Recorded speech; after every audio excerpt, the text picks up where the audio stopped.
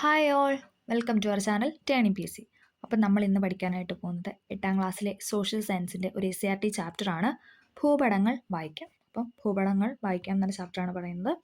നമുക്കറിയാലേ ഭൂപടവുമായി ബന്ധപ്പെട്ട അല്ലേ ചോദ്യങ്ങളൊക്കെ PSC ചോദിക്കാറുണ്ട്. അപ്പം നമുക്ക് അതുമായിട്ട് റിലേറ്റ് ചെയ്യാൻ SCRT ഫാക്ടറൊക്കെ നമുക്ക് നോക്കാം.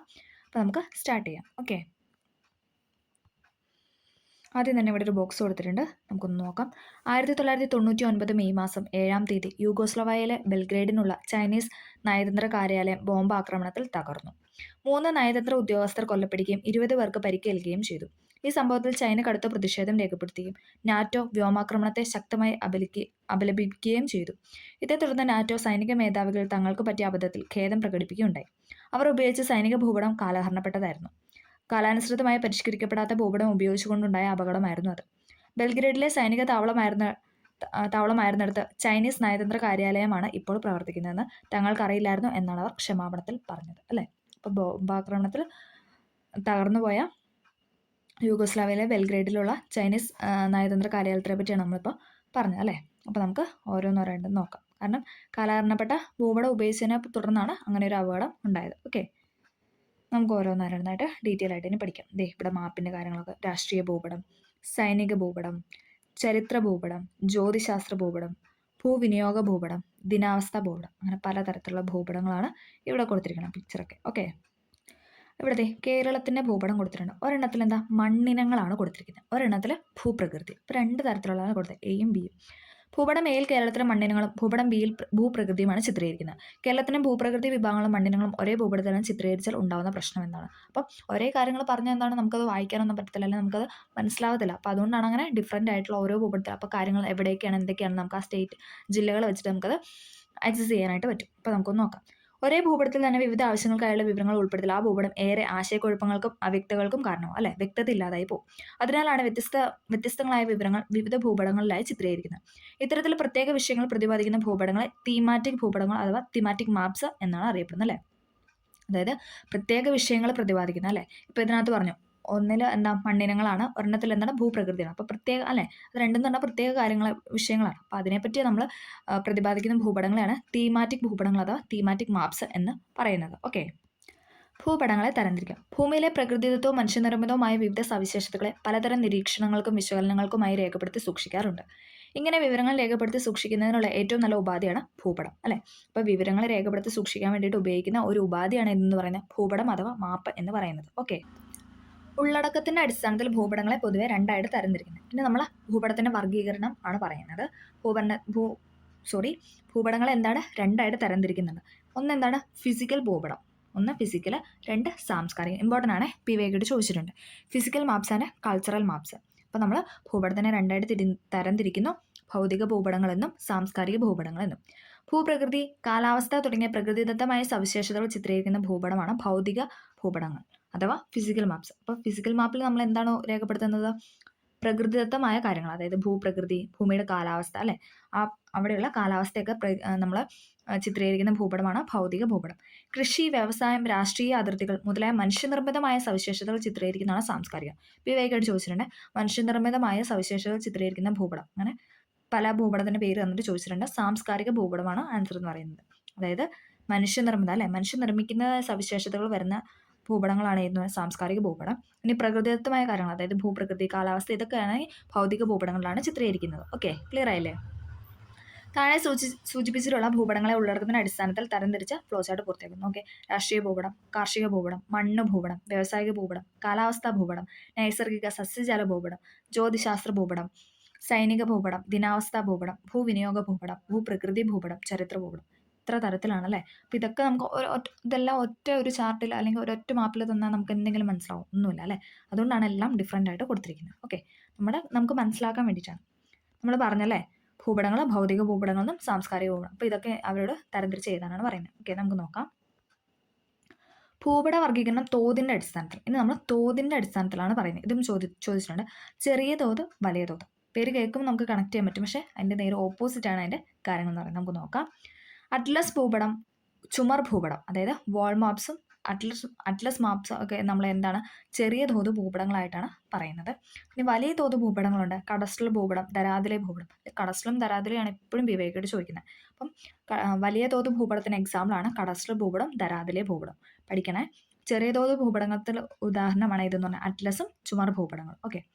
ലോകം, വൻകരകൾ, രാജ്യങ്ങൾ, സംസ്ഥാനങ്ങൾ തുടങ്ങിയ വിസ്തൃതമായ പ്രദേശങ്ങളെ ചെറിയൊരു കടലാസിൽ ചിത്രീകരിക്കേണ്ടി വന്നാൽ വളരെ കുറച്ച് വിവരങ്ങൾ മാത്രമേ അവയിൽ ഉൾപ്പെടുത്താനായിട്ട് സാധിക്കൂ. വലിയ ഭൂപ്രദേശങ്ങളിലെ പ്രധാന വിവരങ്ങൾ മാത്രം ഉൾപ്പെടുത്തി തയ്യാറാക്കുന്ന ഭൂപടങ്ങളാണ് ചെറിയ തോത് ഭൂപടം. ഇതാണ് ചോദിച്ചത്. വലിയ ഭൂപ്രദേശങ്ങളിലെ പ്രധാന വിവരങ്ങൾ മാത്രം ഉൾപ്പെടുത്തി തയ്യാറാക്കുന്നതാണ് ചെറിയത്. അപ്പോൾ ഓപ്പോസിറ്റാണ്.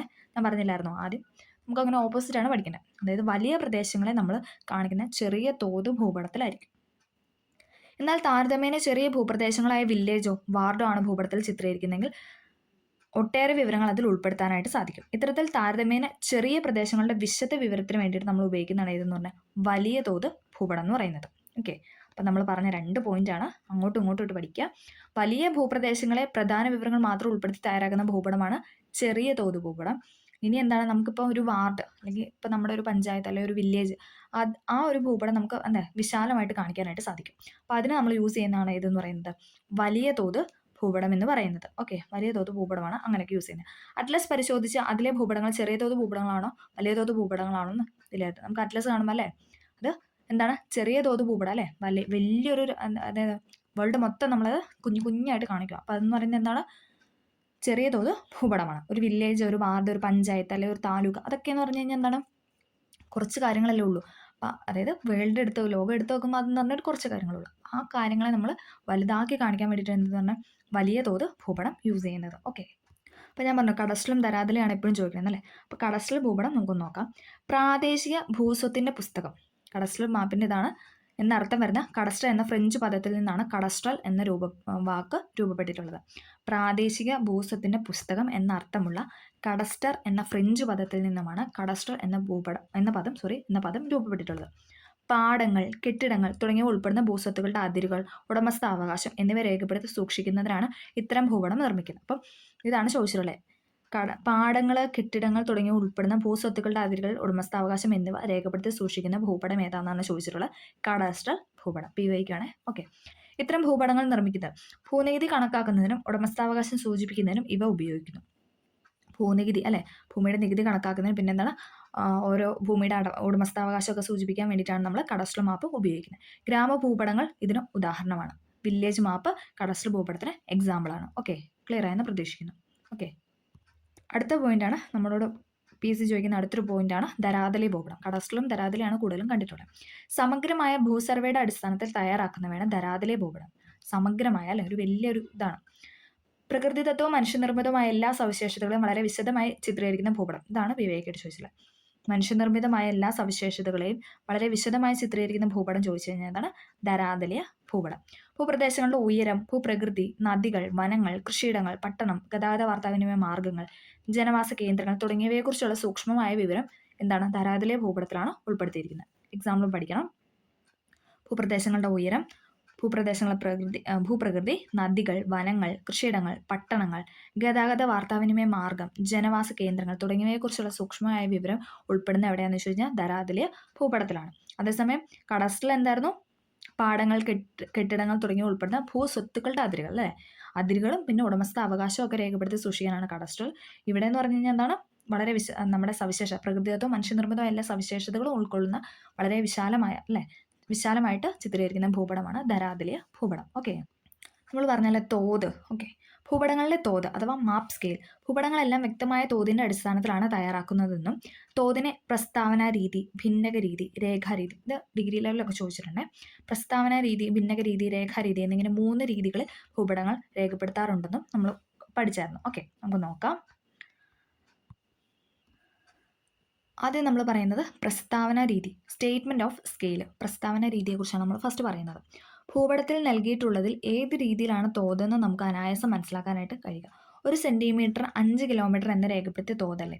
ഇത്തരത്തിൽ തോത് രേഖപ്പെടുത്തുന്നതാണ് പ്രസ്താവന രീതി. അതായത് 1 സെൻറ്റിമീറ്റർ, ഇത് ചോദിച്ചിട്ടുണ്ട്, 1 സെൻറ്റിമീറ്റർ 5 കിലോമീറ്റർ എന്ന് രേഖപ്പെടുത്തിയ തോതാണ് എന്തെന്ന് പറഞ്ഞാൽ പ്രസ്താവന രീതിയിൽ പറയുന്നത്. 1 സെൻറ്റിമീറ്റർ 5 കിലോമീറ്റർ ആയിട്ട് രേഖപ്പെടുത്തും അല്ലേ. 1 സെൻറ്റിമീറ്റർ ആയിട്ട് ഒരു സ്ഥലത്തിന് നമ്മൾ 5 കിലോമീറ്റർ ആയിട്ടാണ് അതിന് പറയുന്നത്. ഓക്കെ, ഭൂപടത്തിലെ ഓരോ സെൻറ്റിമീറ്ററും ഭൂമിയിലെ 5 കിലോമീറ്റർ ആണെന്ന് ഇതിലൂടെ പെട്ടെന്ന് മനസ്സിലാവും. സാധാരണക്കാർക്ക് പോലും എളുപ്പത്തിൽ മനസ്സിലാകുന്ന ഈ രീതിയുടെ മെച്ചം. അടുത്താണ് ഭിന്നക രീതി. ഇപ്പോൾ നമ്മൾ പറഞ്ഞത് പ്രസ്താവന രീതിയാണ്. അടുത്താണ് ഭിന്നക രീതി. വിവിധ രാജ്യങ്ങൾ ദൂരം അളക്കാൻ ഉപയോഗിക്കുന്ന യൂണിറ്റുകൾ വ്യത്യസ്തമാണ് അല്ലേ. ഓരോ രാജ്യങ്ങൾ എന്താണ് ദൂരം അളക്കാനായിട്ട് വ്യത്യസ്ത യൂണിറ്റുകളാണ് യൂസ് ചെയ്യുന്നത്. ഇന്ത്യയിൽ എന്താണ് നമ്മൾ സെൻറ്റിമീറ്റർ, മീറ്റർ, കിലോമീറ്റർ ഒക്കെയാണ് പൊതുവെ പറയാറ് അല്ലേ. യൂറോപ്യൻ രാജ്യങ്ങളിൽ ഇഞ്ച്, മൈല്, ഫർലോങ്, ഇഞ്ചൊക്കെ നമ്മൾ പറയാറല്ലേ, മൈലും നമ്മൾ പറയാറുണ്ട്, ഫർലോങ് ഒന്നും നമ്മളങ്ങനെ യൂസ് ചെയ്യാറുള്ള വാക്കല്ല. ഓക്കെ, അപ്പം ഇന്ത്യയിൽ എന്ന് പറഞ്ഞാൽ സെൻറ്റിമീറ്റർ, മീറ്റർ, കിലോമീറ്റർ ആണ് യൂണിറ്റ് എന്ന് പറയുന്നത്, അതായത് ദൂരം അളക്കാൻ വേണ്ടിയിട്ട്. ഇനി മറ്റ് യൂറോപ്യൻ കൺട്രീസിലൊക്കെ ആണെങ്കിൽ എന്താണ് inch, mile, furlong, inch, mile, furlong തുടങ്ങിയ യൂണിറ്റുകളാണ് പ്രചാരത്തിലുള്ളത്. ഇന്ത്യയിലെ യൂണിറ്റുകൾ അടിസ്ഥാനമാക്കി തയ്യാറാക്കിയ തോത് മറ്റു രാജ്യങ്ങൾക്ക് വിശകലനം ചെയ്യാനായിട്ട് സാധിക്കുമോ? ഈ ബുദ്ധിമുട്ട് ഒഴിവാക്കാനാണ് ഭിന്നക രീതിയിൽ തോത് തയ്യാറാക്കുന്നത്. അതായത് ഭിന്നക രീതി എന്ന് പറയുന്നത് എല്ലാവർക്കും അത് മനസ്സിലാക്കാൻ വേണ്ടിയിട്ടാണ്. ഓക്കെ, മറ്റു രാജ്യങ്ങൾക്കും അത് ഇതെന്താണ് ഉദ്ദേശിക്കുന്നത്, ഇതിൽ എത്ര, അതായത് ഡിസ്റ്റൻസ് അതുകൊണ്ട് എന്താണ് ഉദ്ദേശിക്കുന്നത് മനസ്സിലാക്കാൻ വേണ്ടിയിട്ടാണ്. ഭൂപടത്തിലെ ദൂരവും ഭൂമിയിലെ ദൂരവും തമ്മിലുള്ള ആനുപാതിക അകലത്തെ സൂചിപ്പിക്കുന്ന രീതിയാണ് ഭിന്നക രീതി. ഉദാഹരണത്തിന് 1 സെൻറ്റിമീറ്റർ 5 കിലോമീറ്ററിനെ കാണിക്കുന്നു എന്ന് പ്രസ്താവന രീതിക്ക് പകരം, അതായത് നമ്മൾ പറഞ്ഞു പ്രസ്താവന രീതി എന്താണ്, 5 കിലോമീറ്ററിന് നമ്മൾ 1 സെൻറ്റിമീറ്റർ ആയിട്ടാണ് നമ്മുടെ മാപ്പിലൊക്കെ കാണിക്കുന്നത്. ഓക്കെ, അതിന് പകരം ഭിന്നക രീതിയിലോട്ട് വരുമ്പോൾ 1:50,000 വരും. 5 ലക്ഷം വരും. 1:5 ലക്ഷം എന്ന ഭിന്നക രീതിയിലാണ് രേഖപ്പെടുത്തുന്നത്. ഓരോ രാജ്യത്തിനും നിലവിലെ യൂണിറ്റുകളുടെ അടിസ്ഥാനത്തിൽ ഈ ആനുപാതിക അകലത്തെ വായിച്ചെടുക്കാനായിട്ട് നമ്മളിതിനെ 1 സെൻറ്റിമീറ്റർ 5 ലക്ഷം സെൻറ്റിമീറ്ററിനെ കാണിക്കുന്നു. അതായത് നമ്മുടെ ഇവിടെ കിലോമീറ്റർ പറയുന്നു അല്ലേ, പ്രസ്താവന രീതിയിലാണ് എന്താ അത് കിലോമീറ്റർ പറയുന്നു. ഇനി ഭിന്നക രീതിയിലോട്ട് വരുമ്പോൾ 1:5 ലക്ഷം, അതായത് 1 സെൻറ്റിമീറ്റർ ആണ് നമ്മുടെ മാപ്പിൽ കാണിക്കുന്നത്, പക്ഷെ അത് 5 ലക്ഷം സെൻറ്റിമീറ്ററിനാണ് സൂചിപ്പിക്കുന്നത്. ക്ലിയർ ആയെന്ന് പ്രതീക്ഷിക്കുന്നു. 5 ലക്ഷം സെൻറ്റിമീറ്ററിനെ സൂചിപ്പിക്കാനായിട്ട് നമ്മൾ 1 യൂസ് ചെയ്യുന്നത്.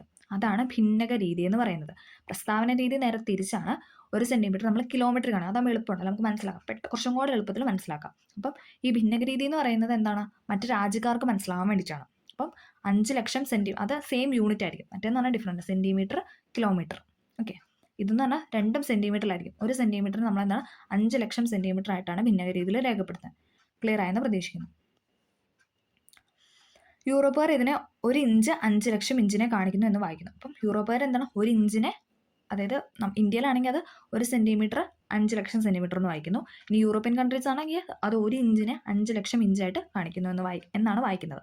ഇപ്പോൾ ഭിന്നക രീതിയുടെ ഉപയോഗം മനസ്സിലായി അല്ലേ, അപ്പോൾ ക്ലിയർ ആയെന്ന് പ്രതീക്ഷിക്കുന്നു. അടുത്താണ് രേഖാരീതി അഥവാ ലീനിയർ സ്കെയിൽ. ഇമ്പോർട്ടൻ്റ് ആണ് രേഖാരീതി അഥവാ ലീനിയർ സ്കെയിൽ. ഭൂപടത്തിൽ ചിത്രീകരിച്ചിട്ടുള്ള മുത്തോലപുരം പട്ടണത്തിന്റെ വികസന പ്രവർത്തനം നടക്കുന്നു എന്നിരിക്കട്ടെ. ആ പ്രദേശത്തിന് കുറെ കൂടി വിശാലമായ ഭൂപടം ആവശ്യമായതല്ല ഭൂപടത്തിന്റെ മുക്കടവ് ഉൾപ്പെടുന്ന ഭാഗം വലുതാക്കി പകർത്തപ്പെടുന്നതാണ് ചുവടെ കാണുന്ന ഭൂപടം. നമുക്ക് നോക്കാം. ഇതായിരുന്നു അവർ ആദ്യം പറഞ്ഞ ചിത്രം. മുത്തോലപുരം കണ്ട, മുക്കടവ്, കല്ലുപാലം, വലിയ പാല, ഉദയഗിരി, മരിയപുര, അങ്ങനെ കുറച്ച് സ്ഥലങ്ങളൊക്കെ ഇവിടെ കാണിച്ചിട്ടുണ്ട്. ഇതേ സൈഡിൽ നോക്കിക്കഴിഞ്ഞാൽ നമുക്ക് കാണാം. ഇതുണ്ടോ 1 സെൻറ്റിമീറ്റർ 5 കിലോമീറ്റർ. അപ്പോൾ ഇവിടെ 1 എന്ന് ഉദ്ദേശിക്കണ എല്ലാം 5 കിലോമീറ്റർ ആണ്. അതേപോലെ തന്നെ 1:5 ലക്ഷം കൊടുത്തിട്ടുണ്ട്, അതായത് ഇഞ്ചിൽ, യൂറോപ്യൻ കൺട്രീസിനൊക്കെ മനസ്സിലാൻ വേണ്ടിയിട്ട്. ഓക്കെ, അപ്പം ഈ ചിത്രമാണ് ആദ്യം പറഞ്ഞിരിക്കുന്നത്. ഇനി അതിന് മാറ്റി മറ്റേ ചിത്രമാണ് നമ്മൾ അടുത്ത പറയുന്നത്. ഇതുണ്ടോ ഇവിടെ വന്നപ്പോൾ എന്താണ് മുക്കടവ് എന്നുള്ള സ്ഥലം എന്താണ് കുറച്ച് വിപുലീകരിച്ച് കാണിച്ചേക്കോളെ, നമുക്ക് കൂടുതൽ മനസ്സിലാവാൻ വേണ്ടിയിട്ട്. ഓക്കെ, അതാണ് അവർ ഉദ്ദേശിക്കുന്നത്. ഓക്കെ, ആദ്യ 2 രീതികൾ, അതായത് പ്രസ്താവന രീതിയും ഭിന്നക രീതിയും രേഖപ്പെടുത്തിയ തോത് നമുക്ക് മനസ്സിലായി. എന്നാൽ രേഖാരീതിയിലെ തോത് പരിശോധിക്കും. ഭൂപടത്തിലുണ്ടായ മാറ്റത്തിന് ആനുപാതികമായ രേഖാരീതിയിലെ തോതും മാറിയിട്ടുണ്ടല്ലോ. ഭൂപടങ്ങൾ വലുതാക്കുകയോ ചെറുതാക്കുകയോ ചെയ്യുമ്പോൾ അതിൽ രേഖാരീതിയും കാണിച്ചിട്ടുള്ള തോതും ആനുപാതികമായി മാറുന്നു. ഇത് തന്നെയാണ് ഈ രീതിയുടെ സവിശേഷത. നോക്കിക്കേ, നമുക്കിവിടെ കാണാം അല്ലേ, മുക്കടം എന്നുള്ള സ്ഥലം മാത്രം ഇങ്ങനെ നമുക്ക് വലുതാക്കി കാണിച്ചേക്കണം. അപ്പം അവിടെ കിലോമീറ്ററും തന്നിട്ടുണ്ട്. ഓക്കെ, എന്താണ് ആ പ്രദേശത്തിൻ്റെ കുറെ കൂടെ വിശാലമായ ഭൂപടം ആവശ്യമായിരുന്നു അല്ലേ. അതായത് മുക്കടവിനെയാണ് നമുക്ക് കൂടുതലും എന്താണ് വിശാലമായിട്ട് കാണിക്കാനായിട്ട് ആവശ്യം. അപ്പോൾ അതിൻ്റെ ഉൾപ്പെടുന്ന ഭാഗം വലുതാക്കി പകർത്തപ്പെടുന്നതിനെയാണ് നമ്മൾ രേഖാരീതി അഥവാ ലീനിയർ സ്കെയിൽ എന്ന് പറയുന്നത്. ഓക്കെ, ഇതുണ്ടോ കുറെ കൂടി പകർത്തി, അത്രേ ഉള്ളൂ. ഓക്കെ, 3 രീതികളാണ് നമ്മൾ പറഞ്ഞ പ്രസ്താവന രീതി, ഭിന്നക രീതി, പിന്നെന്താണ് രേഖാരീതി. ഓക്കെ, ക്ലിയർ ആയെന്ന് പ്രതീക്ഷിക്കുന്നു. ഓക്കെ, അതിൻ്റെ ഇടയ്ക്ക് ഇവിടെ ഒരു കുട്ടി ബോക്സ് കൊടുത്തിട്ട് നമുക്കൊന്ന് നോക്കാം. ബ്രിട്ടീഷുകാർ ദൂരം അളക്കാൻ ഉപയോഗിക്കുന്ന യൂണിറ്റാണ് ഇഞ്ച്, ഫർലോങ്, മൈല്. നമ്മൾ പറഞ്ഞല്ലോ യൂറോപ്യൻ കൺട്രീസൊക്കെ അതാണ് യൂസ് ചെയ്യുന്നത്.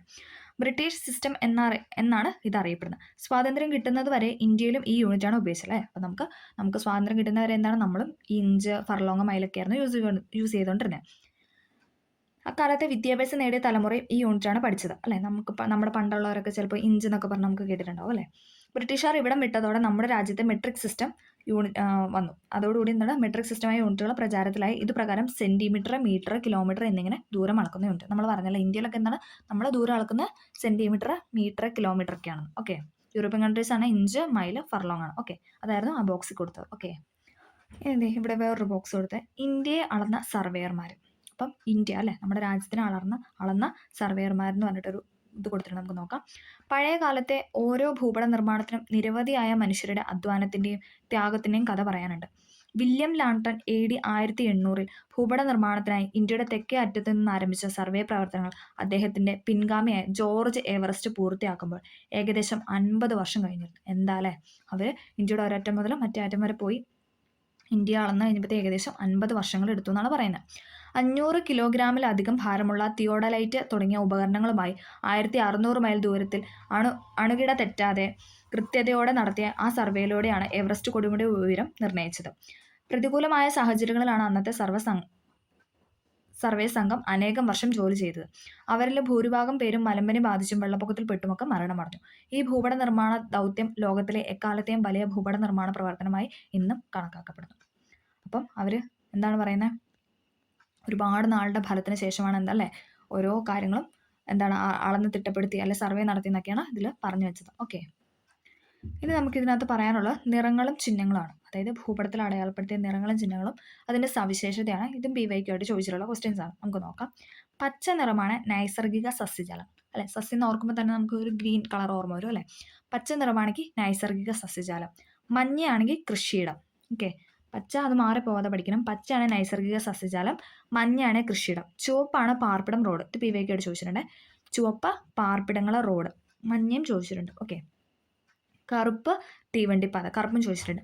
തീവണ്ടിപ്പാത, അക്ഷാംശ രേഖകൾ, രേഖാംശരേഖ, ടെലിഫോൺ ലൈൻ. ഒന്നും കൂടെ ഓർക്കുക, അക്ഷാംശരേഖ, രേഖാംശരേഖ കണക്ട് ചെയ്യുക. ദെൻ തീവണ്ടിപ്പാത, ടെലിഫോൺ ലൈൻ, ഇതൊക്കെ എന്താണ് കറുപ്പ് നിറമാണ് സൂചിപ്പിക്കുന്നത്. അടുത്ത നീലയാണ് ജലാശയം അല്ലെ. വെള്ളത്തിന്റെ നീലജലം നമ്മൾ അങ്ങനെ ഒന്ന് കണക്ട് ചെയ്യുക. നീലയാണ് ജലാശയം. തവിട്ടാണ് പാറക്കൂട്ടങ്ങൾ, മണൽക്കൂന, കുന്നുകൾ. ഇതും ചോദിച്ചിട്ടുണ്ട്. തവിട്ട് നിറാണ് എന്താണ് പാറക്കൂട്ടങ്ങൾ, മണൽക്കൂനുകൾ, കുന്നുകൾ. ഓക്കെ. ഒന്നും കൂടെ പറയാം. പച്ചയാണ് നൈസർഗിക സസ്യജാലം, മഞ്ഞയാണ് കൃഷിയിടം, ചുവപ്പ് പാർപ്പിടങ്ങൾ റോഡ്, കറുപ്പ് തീവണ്ടിപ്പാത, അക്ഷാംശരേഖ, രേഖാംശരേഖ, ടെലിഫോൺ ലൈന്, നീലയാണ് ജലാശയം, തവിട്ടാണ് പാറക്കൂട്ടങ്ങൾ, മണൽക്കൂനുകൾ, കുന്നുകൾ. അപ്പോൾ ഇത് എപ്പോഴും ചേരുപടി ചേർക്കാനായിട്ടാണ് കണ്ടിട്ടുള്ളത്. ഓക്കെ. പിന്നെ ഇത് ടാറിട്ട റോഡ്, തീവണ്ടിപ്പാത, അരുവി, നദി, ക്രിസ്ത്യൻ പള്ളി, ക്ഷേത്രം, മുസ്ലിം പള്ളി, പാർപ്പിടങ്ങൾ, PO എന്ന് പറഞ്ഞാൽ പോസ്റ്റ് ഓഫീസ്, അങ്ങനെ കണക്ട് ചെയ്യുക. PO post office. പിന്നെ ഇതേ വട്ടത്തിലല്ലേ നീല കളറിൽ കിണർ. പിന്നെ PS ആണ് പോലീസ് സ്റ്റേഷൻ. പിന്നെ കോട്ട, പാലം, കുളം, കുഴൽക്കിണർ, ശവപ്പറമ്പ്. ഇത്രയാണ് എന്തെന്ന് പറയാം ചിഹ്നങ്ങളും അവയുടെ സവിശേഷത. ഒന്നും കൂടെ പറയാം. പച്ചയാണ് നൈസർഗിക സസ്യജാലം, മഞ്ഞയാണ് കൃഷിയിടങ്ങൾ, ചുവപ്പാണ് പാർപ്പിടം റോഡ്, കറുപ്പാണ് തീവണ്ടിപ്പാത, അക്ഷാംശരേഖ, രേഖാംശരേഖ, ടെലിഫോൺ ലൈൻ, നീലയാണ് ജലാശയം, തവിട്ട് കളറാണെങ്കിൽ പാറക്കൂട്ടങ്ങൾ, മണൽക്കൂനുകൾ, കുന്നുകൾ. ഓക്കെ. ബാക്കി ഇതൊന്നും അങ്ങനെ ചോദിച്ചു കണ്ടിട്ടില്ല. നമുക്ക് എപ്പോഴും ഈ കളർ വെച്ചിട്ടാണ് എക്സാമിന് കണ്ടിട്ടുള്ളത്. ഓക്കെ. അപ്പം നമുക്ക് ഈ ചാപ്റ്ററിൽ ഇത്രയാണ് പഠിക്കാനുള്ളത്. ഇമ്പോർട്ടൻ്റ് ആയ കാര്യങ്ങളെല്ലാം റിപ്പീറ്റ് ചെയ്ത് പറഞ്ഞിട്ടുണ്ട്. അപ്പോൾ എല്ലാവർക്കും ക്ലാസ് ഇഷ്ടമായെന്ന് പ്രതീക്ഷിക്കുന്നു. ഇഷ്ടമായെങ്കിൽ തീർച്ചയായും ലൈക്ക് ചെയ്തൊന്ന് സപ്പോർട്ട് ചെയ്യുക. ഓക്കെ. താങ്ക്